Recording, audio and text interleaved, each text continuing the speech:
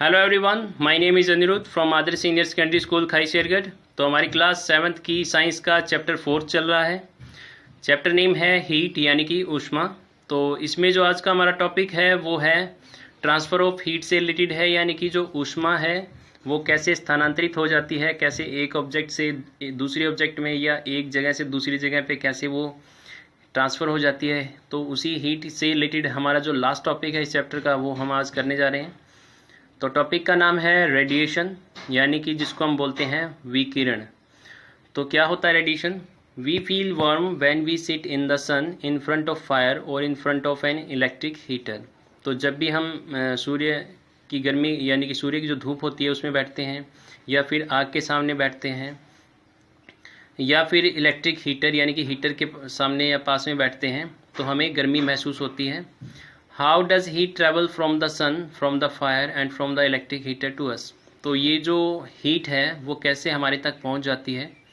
There is no direct contact between us and the source of heat. हालांकि हमारे और source के बीच में कोई भी डायरेक्ट कॉन्टैक्ट नहीं होता है, यानी कि हम सूर्य के बिल्कुल कॉन्टैक्ट में नहीं होते हैं, एकदम बिल्कुल उसके पास नहीं होते हैं। हीटर को भी हम टच नहीं करते हैं, या फिर जब आग के सामने बैठते हैं तो आग को भी हम छूते नहीं हैं, फिर भी हमें गर्मी महसूस होती है। The air between us and the source of heat is a bad conductor of heat. तो जो हवा है हमारे और सोर्स के बीच में, यानी कि जो जैसे कि हमारे सामने आग जल रही है और हमारे आग के और हमारे बीच में जो हवा है वो भी एक बैड कंडक्टर होती है हीट का। Therefore heat transfer can not be due to conduction. तो यहाँ पे जो हीट का ट्रांसफ़र होता है वो कंडक्शन यानी कि चालन की वजह से नहीं होता है, जो कि हम पीछे टॉपिक कर चुके हैं कि कंडक्शन क्या होता है।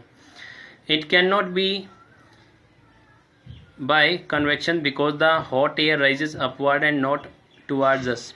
तो हमने कन्वेक्शन की यानी कि संवहन के केस में भी हमने पढ़ा है, जो कि हम पिछली वीडियो के अंदर ये भी टॉपिक कर चुके हैं। तो कन्वेक्शन के अंदर हमने पढ़ा था कि जब हवा गर्म हो जाती है तो वो हल्की हो जाती है और ऊपर की तरफ उठती है, और उसका स्थान लेने के लिए ठंडी हवा जो है यानी कि कूल एयर जो है वो उस जगह पे आ जाती है। तो ये जो हम हीटर के पास बैठते हैं या आग के सामने बैठते हैं तो हमारी बॉडी जो है वो गर्मी का अनुभव करती है, तो ये कन्वेक्शन की वजह से भी नहीं है। In fact heat from any distant source reaches us by another mode of heat transfer called radiation. तो ये हमारे तक जो हीट पहुंचती है इसका मेन जो रीज़न है वो है रेडिएशन यानी कि विकिरण। Direct transfer of heat from A hot body to a cold body having no contact between them and without the help of any medium is called radiation।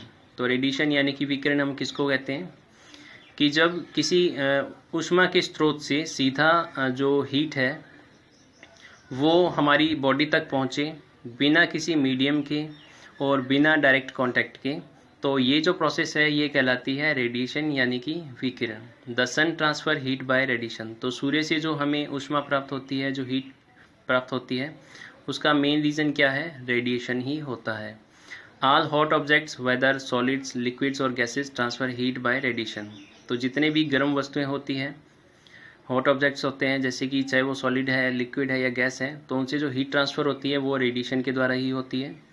Radiation needs no medium. Transfer of heat by radiation can occur even in vacuum. तो radiation के लिए किसी भी तरह के माध्यम की आवश्यकता नहीं है, तो इसीलिए जो हीट है वो वैक्यूम से भी ट्रांसफ़र हो सकती है, यानी कि जो जहाँ पे किसी भी प्रकार की एयर ना हो, कोई ऑब्जेक्ट्स ना हो, सॉलिड लिक्विड कुछ भी ना हो, यानी कि जो जगह बिल्कुल खाली हो, जहाँ पे कुछ भी ना हो, तो उस स्थान को हम क्या बोलते हैं? Vacuum.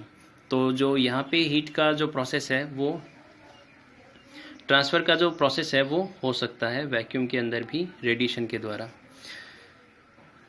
Next topic is reflection and absorption of radiation. यानी कि रिफ्लेक्शन का मतलब होता है परावर्तन और एब्जॉर्प्शन का मतलब होता है अवशोषण।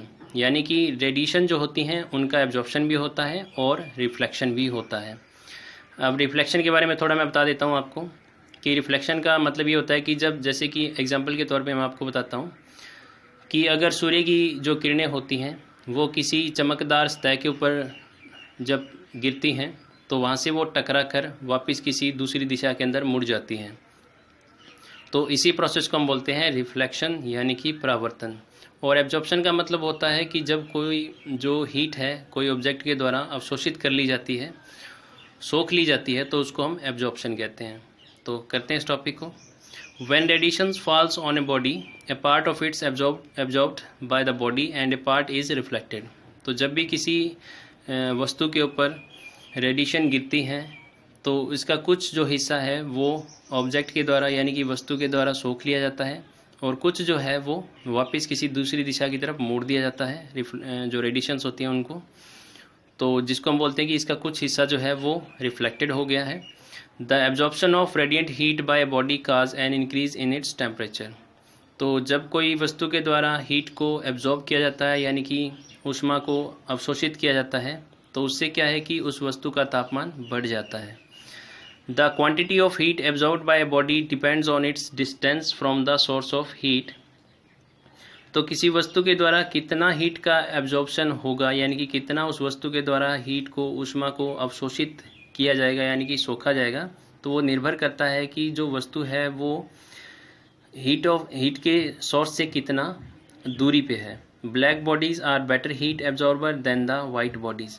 इसके अलावा जो काले रंग की वस्तुएं होती हैं वो ज़्यादा हीट को अवशोषित करती हैं यानी कि ऊष्मा को ज़्यादा सोखती हैं, न कि वाइट बॉडीज़ यानी कि जो सफ़ेद वस्तुएं होती हैं या लाइट कलर की होती हैं हल्के रंग की, तो वो भी कम ऊष्मा को अवशोषित करती है यानी कि वो बहुत ही कम गर्म होती हैं।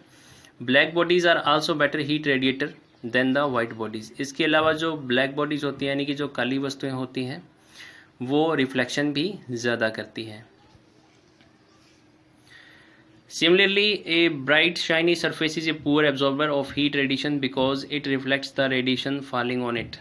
तो इसी तरह से कोई चमकदार जो वस्तु है तो वो क्या है कि हीट का एब्जॉर्प्शन बहुत ही कम करेगी, लेकिन वो हीट का जो रेडिएशन है उसका रिफ्लेक्शन अधिक करती है। तो यानी कि जो चमकदार वस्तुएं होती हैं उनमें रिफ्लेक्शन ज़्यादा होता है और एब्जॉर्प्शन कम होता है। An electric room heater is provided with an curved polished metal reflector behind the heating element. तो अगर आप रूम हीटर को देखेंगे तो रूम हीटर जैसे कि आप ये डायग्राम दिखाया हुआ है, तो रूम हीटर के अंदर का जो सरफेस होता है यानी कि अंदर की जो सतह होती है उस पर एक चमकदार मटेरियल लगा होता है, जिससे क्या है कि जो इसके अंदर जो रॉड लगी होती है जो कि हीट प्रोड्यूस करती है, तो वो रेडिएशन जो है वो इस पीछे के सरफेस चमकदार सतह से टकराती हैं और आगे की तरफ रिफ्लेक्ट हो जाती हैं। This polish surface reflect back all the radiations falling on it towards the person sitting in the front of room heater. तो ये क्या है कि जो भी रेडिएशन इसके साथ टकराएंगी वो उस दिशा में चली जाती हैं जिस दिशा में कोई व्यक्ति उसके सामने बैठा होता है। तो जो चमकदार सतह अंदर लगी होती है वो रिफ्लेक्टर का वर्क करती है यानी कि जो हीट है रेडिएशंस हैं उनको रिफ्लेक्ट करने का वर्क करती हैं। The inner wall of the thermos flask also have polished reflecting surface so that they absorb little heat and reflect most of it. इसी तरह से अगर आप थर्मस वगैरह जो होती हैं उनको अंदर से देखेंगे तो उनके अंदर भी चमकदार सतह लगी होती है, जिससे कि जो हीट है वो इसी के अंदर ही रिफ्लेक्ट होती रहती है। तो जो थर्मोस है वो टेम्परेचर को बनाए रखता है यानी कि जो भी मटेरियल उसके अंदर रखा होगा तो उसका तापमान कम नहीं होता है।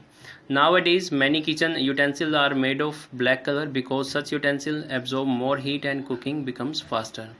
तो आजकल क्या है कि रसोई घर में इस्तेमाल होने वाले जो बर्तन हैं जिनके अंदर खाना पकाया जाता है तो वो ज़्यादातर काले रंग के बने होते हैं, क्योंकि जो ब्लैक कलर होता है वो हीट को ज़्यादा एब्जॉर्ब करता है। अब क्योंकि वो गर्मी को ज़्यादा अवशोषित करेगा तो इससे क्या है कि जो खाना है वो जल्दी पक जाता है। उसके बाद है kinds of clothes we wear in the summer and winter. तो किस तरह के कपड़े हम गर्मियों और सर्दियों के अंदर पहनते हैं। वी वियर वाइट और light colour clothes during summer. गर्मियों के अंदर हम हल्के रंग के या फिर सफ़ेद रंग के वस्त्र ज़्यादा पहनते हैं, but dark colour during winter. और गहरे रंग के जो कपड़े होते हैं वो हम सर्दियों के अंदर ज़्यादा पहनते हैं। दिस इज़ बिकॉज वाइट और light coloured clothes absorb lesser heat and keep us cool during summer. तो गर्मियों के अंदर हम हल्के रंग के या फिर सफ़ेद रंग के वस्त्र इसलिए पहनते हैं क्योंकि ये हीट को कम एब्जॉर्ब करते हैं यानी कि ऊष्मा को कम अवशोषित करते हैं, कम गर्मी को सोखते हैं। तो इसीलिए हमें गर्मियों के अंदर क्या है कि गर्मी का ज़्यादा अनुभव नहीं होता है और हमारा शरीर जो है वो ठंडक अनुभव करता है। On the other hand black और dark coloured clothes absorb more heat and keep us warm during winter. तो सर्दियों के अंदर हम गहरे रंग के या काले रंग के वस्त्र पहनते हैं, जिससे क्या है कि वो ज़्यादा हीट को एब्जॉर्ब करते हैं, गर्मी को ज़्यादा सोखते हैं, जिससे कि हमें सर्दियों के अंदर गर्मी का अनुभव बना रहता है। We also use woollen clothes during winter. तो सर्दियों के अंदर हम ऊनी वस्त्रों का भी इस्तेमाल करते हैं। Woollen clothes keep us warm, क्योंकि जो ऊनी वस्त्र होते हैं वो हमें गर्म रखते हैं। Wool is a poor conductor of heat and it has air trapped between the fibres. तो जो ऊन होती है तो उसके धागों के बीच में हवा बनी रहती है, जिससे कि वो हीट को बॉडी से बाहर नहीं जाने देती है। This air prevents the heat of our body to flow outside. तो जिससे हमारे शरीर का जो तापमान है वो सही रहता है और हमारी बॉडी की जो हीट है वो बनी रहती है। This is also the reason that two thin woolen blanket provide more warmth than one thick blanket। यानी कि एक मोटे कंबल की बजाय दो पतले ऊनी कंबल अधिक गर्मी का अनुभव करवाते हैं। It is because the two blanket have a layer of air between them। ऐसा इसलिए होता है क्योंकि अगर दो कंबल पतले कंबल इस्तेमाल किए जाते हैं तो दोनों पतले कंबल के बीच में क्या है, हवा बनी रहती है, जो कि एक तरह से इंसुलेटर का काम करती है, यानी कि कुचालक का काम करती है और हीट को बॉडी से ट्रांसफ़र नहीं होने देती है।